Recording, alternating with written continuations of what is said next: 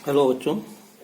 जैसे मैंने लगभग एक सप्ताह पहले ये आपसे टेस्ट लिया था, निर्देशांक ज्यामिति में से दूसरा टेस्ट लिया था, और तो मैं उसके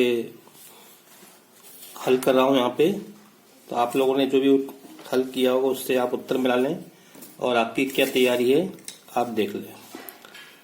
तो इसमें सबसे पहला प्रश्न था एक यहाँ पे, कौन सा बिंदु एक्स अक्ष पर नहीं है। तो देखो भाई, जो बिंदु एक्स अक्ष पर होते हैं उनके लिए y का मान 0 होता है। तो यहाँ पे इसमें ये बिंदु एक्स अक्ष पर है क्योंकि इसमें y का मान 0 है। ये x निर्देशांक, ये y निर्देशांक, इसमें y का मान 0 है, इसमें y का मान 0 नहीं है, है ना। और ये वाला बिंदु भी y अक्ष पे नहीं है, ये जो है दूसरे चतुर्थांश में है। और ये वाला बिंदु, ये जो प्रथम चतुर्थांश में, ये भी y अक्ष पर नहीं है। तो इस प्रश्न के हिसाब से कौन सा बिंदु x अक्ष पर नहीं है, तो ये वाला बिंदु, ये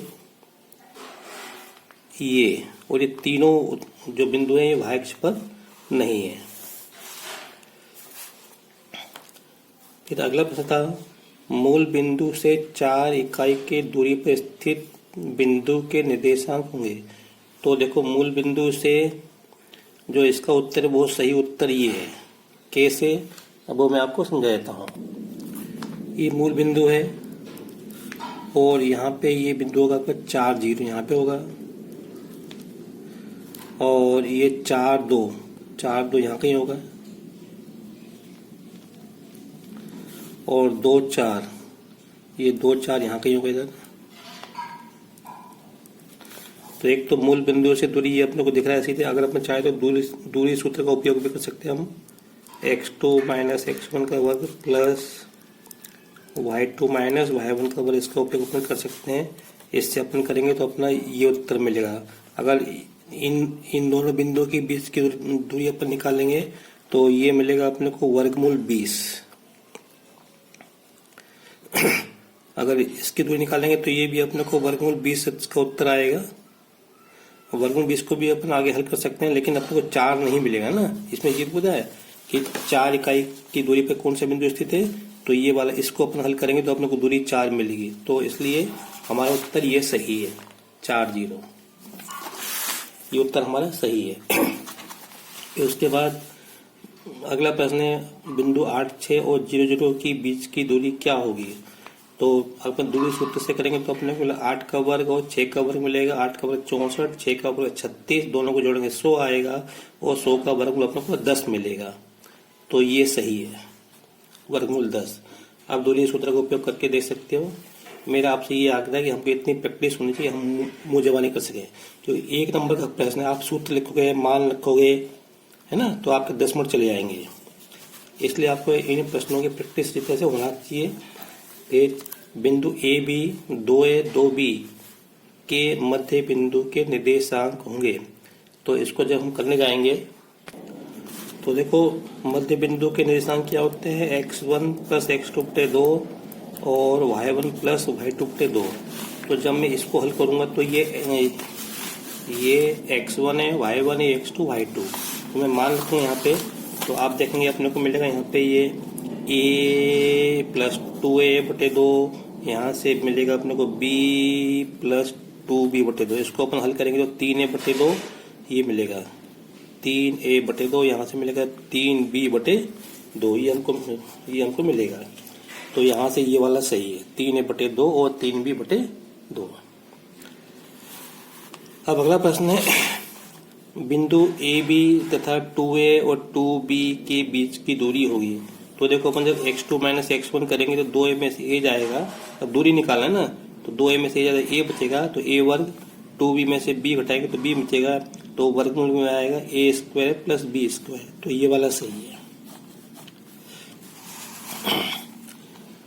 फिर अगला प्रश्न छोटा, 3 बिंदुओं a b c के निर्देशांक 0 3 0 0 और 4 0 है, कौन सा त्रिभुज बन रहा है। देखो, यहाँ पे अगर अपन अंकित x y अक्ष पे अपन इन बिंदुओं को अगर अपन अंकित कर देंगे तो हमको ज़्यादा आसानी रहेगी। तो इसमें वैसे ये समकोण त्रिभुज बन रहा है ना। तो देखते हैं।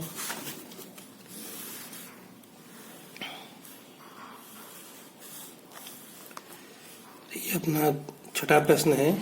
देखो अपने को बिंदु दे 0,3 दिया है, तो 0,3 यहाँ पे आएगा। ये सॉरी ये 0,3 यहाँ पे आएगा। फिर उसके बाद दिया है 0,0, तो ये बिंदु ए है, ये बिंदु 0,0 है यहाँ पे बी, और 4,0, तो 4,0 1 2 3 4,0 यहाँ पे आएगा। ये बिंदु अपना सी है। अब इनको मिला दो, ए को बी से मिलाए, बी को सी से मिलाए, सी को ए से मिलाए, तो आप देख सकते हो ये समकोण त्रिभुज बन रहा है। तो बस इसमें आप लिखोगे समकोण त्रिभुज बन रहा है। फिर उसके बाद तो इसमें ये आंसर आएगा, समकोण त्रिभुज बनेगा। तो अगला प्रश्न 7वां, दो बिंदुओं 0,2 तथा 2,0 को मिलाने वाले रेखाखंड पर स्थित बिंदु रेखाखंड को 1:1 के अनुपात में विभाजित करता है, तो बिंदु के निर्देशांक होंगे। तो देखो भी, जब भी 1:1 आए या 2:2 आए, तो इसका मतलब है कि हम देखो मध्य बिंदु के निर्देशांक निकालना है ना। या आप जो सूत्र है m1x2 + m2x1 बटे m1 + m2, आप उससे भी कर सकते हो, लेकिन उत्तर वही आएगा।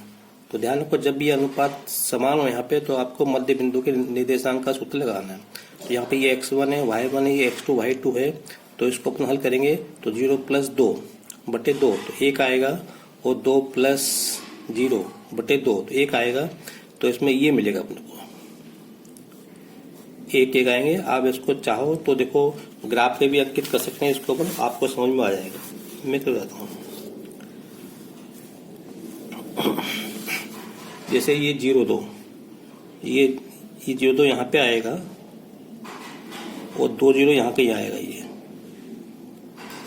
तो इनको अपन मिलाएंगे तो मध्य बिंदु यहाँ कहीं आएगा, तो ये बीच में आएगा। तो इस बिंदु के निर्देशांक क्या होंगे? 1 होंगे, क्योंकि ये दूरी बराबर है यहाँ पे।